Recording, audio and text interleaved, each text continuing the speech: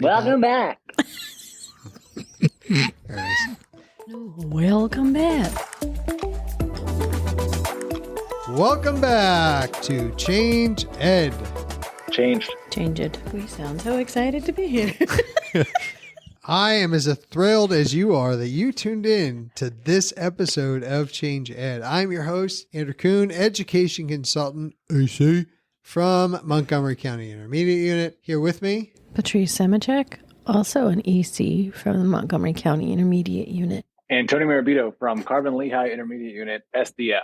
The IU is not Indiana University. I'm just going to. No. Exactly. Yeah, No, I that's wish. I'm not that important. Yeah. Thank you. We are super thrilled and honored to have here with us Ted Willard with Discovery Education. Ted, welcome to the show. Happy to be here. We know that you are a well-known individual, and especially in the education and science worlds. But now that you've been on this podcast, look out. People are going to come up to you and want selfies. Quite the following's going to follow you now. Yeah. We are super excited to have you. If you don't mind just introducing yourself to the Change Ed Nation so that we can know who it is that we are talking to today. Absolutely. Very happy to do that. I have a degree in planetary science. I was a high school physics teacher for a number of years. I got a job at Project 2061, the American Association for the Advancement of Science, and basically spent 12 years there doing work around standards-based reform. And they were one of the organizations that was involved in the previous generation of science standards as opposed to the next generation of science standards. And then in 2012, around the time that Framework for K-12 Science came out, I got a job with the National Science Teaching Association as I was their sort of in-house standards expert from 2012 to the end of 2019, and basically sort of oversaw all of NSTA's work around implementation of NGSS or other standards based on the Framework for K-12 Science Education.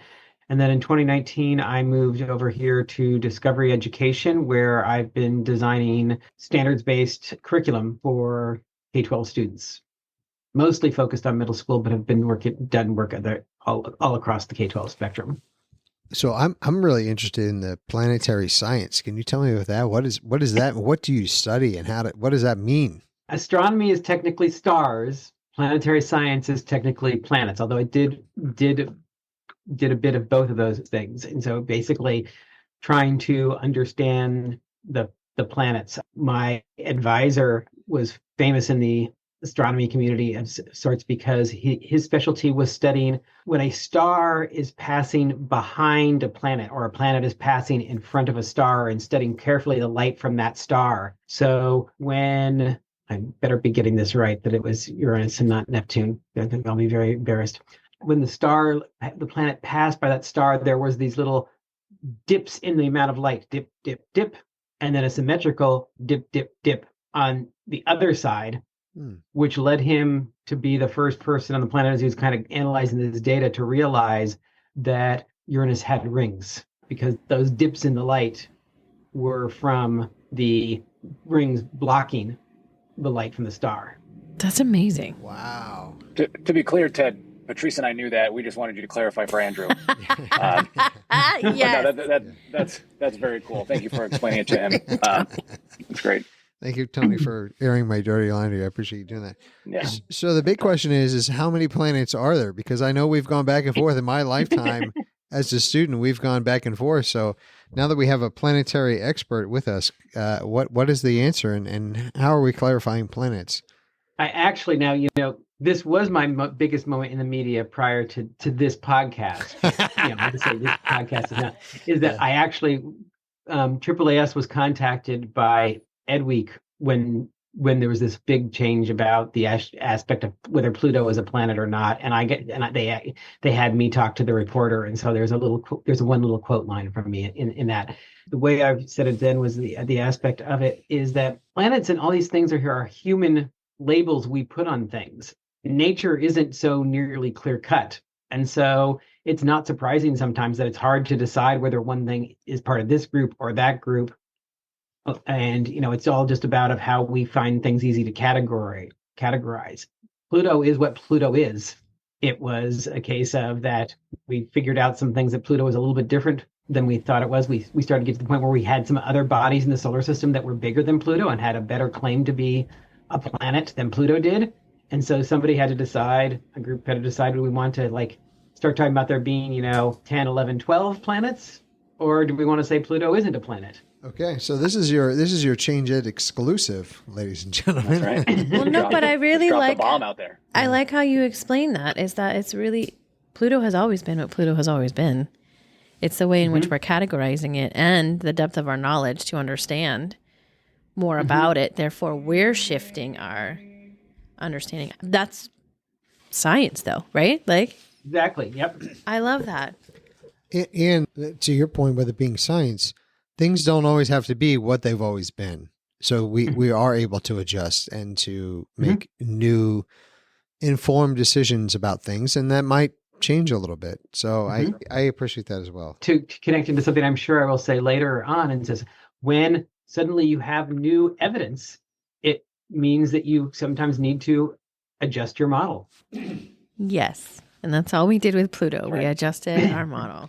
Right. And back to Well, what you said. and by Pluto- we, I mean scientists. I had nothing to do with it. Right. Clearly just me. I was the only one. Everybody else knew that. But That's right. to your point, Pluto has not changed. Our perspective on Pluto has changed.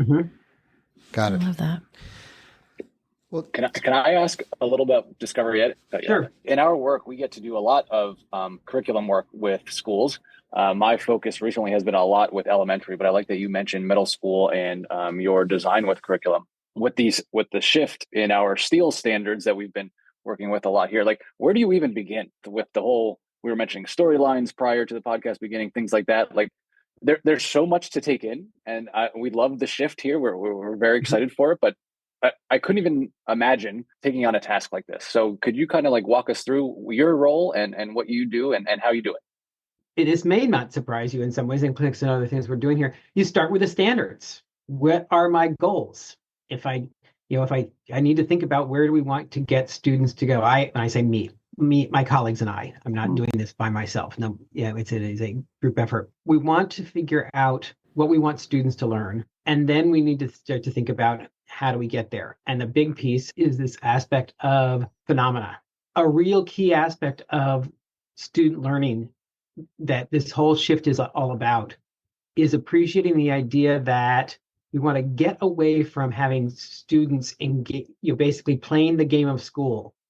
What am I doing in school? Well, I am basically figuring out what my teacher wants me to say and then saying it. I'm just going through the thing here. I'm practicing intellectual bulimia, where I take things in, I spit them out, and I do not retain them. Things like I that. love Or that phrase. I'm sorry, I had to me too. jump I'm in. That definitely is an using that. awesome phrase. Can you say that again? They're practicing what? Intellectual bulimia. Intellectual bulimia. Wow. I can't take credit for that. I heard it actually from one of the people who was involved in developing the next generation science standards, but it's a guy named Stephen Pruitt. But I don't know where he got it from. Maybe he made it up himself. But No, but I love it. I I'm think gonna he do listened- it. and steal. I'm pretty sure he listened to our show. I'm sure he heard it from here once. Yeah. There we go. Or they just basically don't care. They basically checked out altogether. But we want to shift to them gaining knowledge the way that scientists gain knowledge. And the way scientists gain knowledge is that they look at some phenomena and they're like, how the heck does that go on? And so what I try to do, what people who develop curriculum with me try to do, is we try to think about what phenomena could we show students that they would not know how to explain what's going on there, but they would want to explain what's going on there. And the only way they're going to be able to explain it is if they learn the science ideas that I want them to learn. So we have in Discovery Education a unit we developed called Rocket Sled. And because we're Discovery Education, we have this great aspect of having access to Mythbusters videos. And there's this myth that they work in on Mythbusters that was this idea that somewhere up in Minnesota or someplace, there was a head-on collision between a snowplow and a car. And the snowplow was not one of these that just pushes the side. It was dividing it. And the idea that the car could have been split in half. The triangle Okay. one. I saw that episode. I loved it. So they do this sort of myth here. And then they find that no, you can't do that. But because they're Mythbusters, they go and they find a way to do it. Mhm. And that's what we focused on. Is what they did is they went down to New Mexico Mhm. to a place there that has rocket-powered sleds.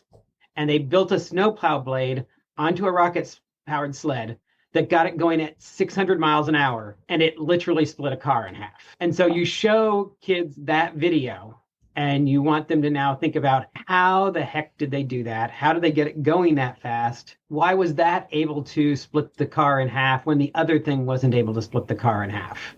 Mm-hmm. And what do you have to learn about? Well, there's little things there. There's that, that they didn't just have one rocket on that sled. There were 9 rockets. Well, it turns out that the more force you apply to something, the more acceleration you get. Mm-hmm, mm-hmm. And they didn't have a full-fledged snowplow blade. They had made this really small one in some ways that was tall and thin, because it turns out the more mass you have, the less acceleration you get for a given force. And then why did it do so much damage to the car? Well, there's this concept called energy, kinetic energy. Mm-hmm. And the more kinetic energy an object has, the more damage it does. Kinetic energy, it depends upon mass and it depends upon velocity, but it turns out it depends more on velocity than it does on mass. So getting something to go really fast is more important than having something that is really heavy. So Ted, how do you take something super exciting like that? They're into it, because who doesn't want to see a car explode, right? Like super exciting. But how do you take something like that and the concepts that you're talking about? How do you take that super great hook and do 2 things with it? Extend the learning, but how do you also make it relevant to what they actually can do and understand in the classroom? Because we're not going to New Mexico to blow up cars with rockets. Right. So how do we extend that thinking? And I think you're kind of one of the perfect people to talk to about this because of what you do for Discovery. So do you mind walking us through how do you take something awesome like that and make it relevant and real and continue the learning without kind of dampening their excitement? And I'm going to give you a think time. Not that you need it, but I would love to know, what is your street cred at Discovery Ed? Because we want to have Adam and Jamie on the show. And so what is your street they're cred not really, like? they don't work for Discovery anymore, do they? They don't, and I have no ability to get. You have no street cred. Oh, Ted. All the lies have been fed about you, Ted. This is all lies. I mean, you guys are big names in Pennsylvania education. How well does that get you to get the most famous people in Pennsylvania? So some of the main baseball players or football we've had players some pretty stellar guests, Ted. We've got some good people here. Saquon Barkley's on next week, so we'll go. Now we got to be careful. I'm a New York Giants fan, so that. This podcast might be over. Ted, your audio is breaking up. I heard you say "Boo Giants." That's what I heard. No one wants to listen to me anymore. Yeah, we just lost our entire audience. We're going to have to delete all that out. The algorithm is going to go it's scrolling up and then plummets. Nope. And we're done.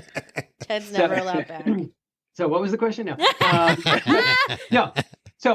So, and you have to think about these sort of things here, but it's basically working to scale down. We went from that rocket sled thing to actually another video that existed in the Discovery Communications sort of set of things here of some folks building a go-kart that was powered by fire extinguishers. And from that, we then scaled down again to having students build balloon-powered carts in the classroom. So you're talking about all the same concept. You're building their understanding, and I love that. I love that. And in the balloon carts, we get to the aspect of like, what's pushing the carts? And that leads us into eventually Newton's third law, that when the balloon pushes the air out of it, the air pushes the balloon cart and the balloon cart forward. So we're able to get various ideas about Newton's third law playing from this rocket sled idea. And as I like to say, if I can get kids caring about how does the rocket push the rocket sled, I'm getting kids to ultimately care about Newton's third law. And as a former physics teacher, I can tell you, getting kids to care about Newton's third law is not an easy thing to do. Yeah. I can imagine. What I love, what you're describing is really the mindset, as I see it, of NGSS and also of Steeles here in Pennsylvania, that we are flipping the script from going from micro. And once you passed all the flags, you get into the macro. We're starting macro, and which is really actually where we can make it relevant to our students, right? We're talking about things that you would actually care about. And now we're going to drill down to like, how does it actually work? So we're creating a space where they would be interested in the learning by flipping it and doing it the opposite of what we were doing. Yep. We are not telling students the science. That's back into the game, this game of school that I talked about. Where I can say something to a student and that student can say it back to me. It does not mean that student understands that. Correct. We can say things without understanding those things. We can know terms and even definitions for terms without really understanding terms. There's a great video I love to use in professional learning that is from interviews of some Harvard and MIT students years ago being asked about, here's a seed and here's a log or a tree. Where did the stuff come from? And these are students, I am sure, could balance the equation for photosynthesis, could probably answer a lot of state tests about photosynthesis. I've seen this, but they can't tell you where that material came from that made up the tree. And in fact, if you suggest that carbon dioxide has something to do with where that material came from, they reject it at first. They think the seed, stuff came up from the roots of the plant. That's because that's what they think of as the first. They basically give answers very similar to interviews with elementary students about this, because they learned in a way that basically maybe gave them some information, but it's inert information. And what the steel standards do, what three-dimensional standards do, is it's about the science in use. It's about science is not just a body of knowledge, nor is it just a practice. Yeah. It is the combination, but it's both of those things. I mean, trying to talk about one without the other, or actually, let me three-dimensionalize this. I love the idea that we talk about 3 dimensions, because it's like trying to talk about volume, but only using length or only using width or only using depth. You need all 3 to have volume. If I only have practices, I have no depth. If I only have cross-cutting concepts, I have no depth. If I only have core ideas, I have no depth. I'm sorry, I have no volume. So we need 3 dimensions. We need all 3 to make volume. That is the clearest way I have ever heard the 3 dimensions working together. It is so easy for elementary teachers and middle school teachers and everyone to grab onto. I love that. I'm stealing that too. Can I quote Ted Willard? Is that a Ted Willard quote? You can quote. It's happening. That one is mine. That one is yours. Good. I'm going to take it and I'm going to run with it. I think that is super clear. Without one, you can't have the other. I also love that it ties into mathematics, right? Like you understand it from a different perspective and lens. And I think something that when we started this podcast, that's why we named it Change Ed, because it was what's good in science is not just good in science. These are good teaching practices across the board. And so this analogy allows us to explain it in multiple fashions to say, here's how 3-dimensional learning is good for all, and this is why. It goes back to the concept of we can't just focus on the DCIs and the content. We've really really have to incorporate the SCPs and the CCCs, or else it's not. It's just one dimension. It's really good. The one thing I wrote down here, Ted, when you were saying this, and I think it's actually really significant and important, was that you were talking about the body of knowledge. And what went to my mind is that because the body of knowledge keeps growing and we're like, wait, these are important things that we need to know. These are important to your life. We talked about that idea of flipping it, but before we flipped it, it almost served as a second history lesson where it was like, you have to know all of these things that happen. And we were focusing on what had happened. And what I love is that we're making it relevant learning, but almost flipping it to be like, well, what if? What if we could do this? And that's such a significant, it's a subtle but significant shift in our mindset to think about, could this be possible? Versus, well, it's already been proven that it's this, so that's not possible. And I think you're engaging the mind in a different way to be like, could I actually create a rocket-powered backpack that could get me to the moon, right? And then we're like, okay, let's lean into that. Like, here's what we know. What would you need to be able to make that possible? And so for me, it's flipping the script from what we can't do to what we could do, and that possibility and that mindset and that creative thinking and problem solving. So we're ingraining inspiration into our students with this mindset of, let's go big. And then we work down to make it a possibility versus, a lot of times you can feel like, man, I'm looking at this huge elephant. Well, how to eat an elephant? Bite by bite, right? That's how we're going about it versus the other way was like, well, the elephant's just too big. It feels like it's a framework for us to be able to move students through learning. Yeah, there's two things I think I want to sort of touch on from that. The first is that we're also giving students the gift of the aha moment, the eureka that is so important. And it's not just the value in and of itself of just that nice feeling. It's the aspect of that is stuff that sticks with you. I guarantee you that for the three of you and for all the folks who are listening, you can think of some point in your educational journey, it may not have been in a classroom, where something clicked for you. The light bulb went off. And there are two things about it. One is there's this how good that felt, which makes you want to do that sort of thing more. The other thing is that when you figured it out, it stuck with you. You still know that thing that you figured out. Whereas if I told you something and I handed it to you and you did no work for it, you also don't really hold on to it in your brain very well. Right. It slides away pretty easily. Yep. Well, I do want to pull one other piece about that is the aspect of, as Andrew was kind of making reference there, it is impossible for anyone to learn everything about everything. Okay.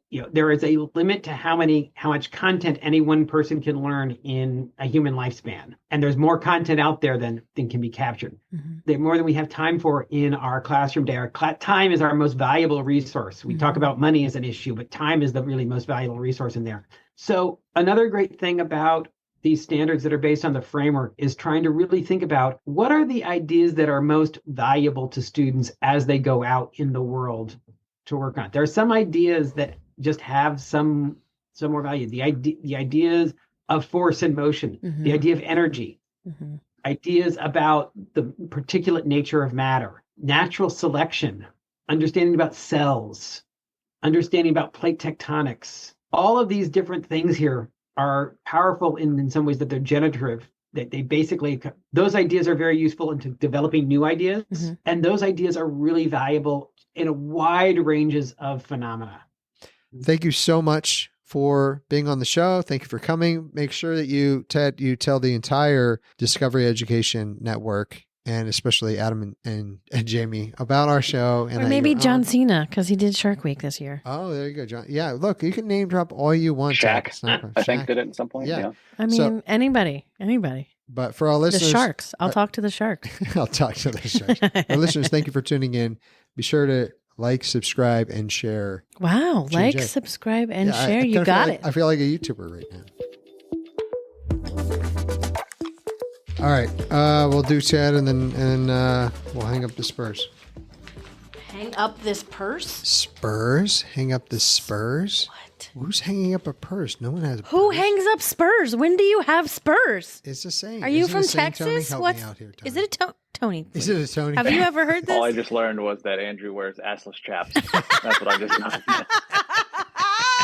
And I'm so glad we're recording this. Oh my gosh. I also want to say to you. B-roll.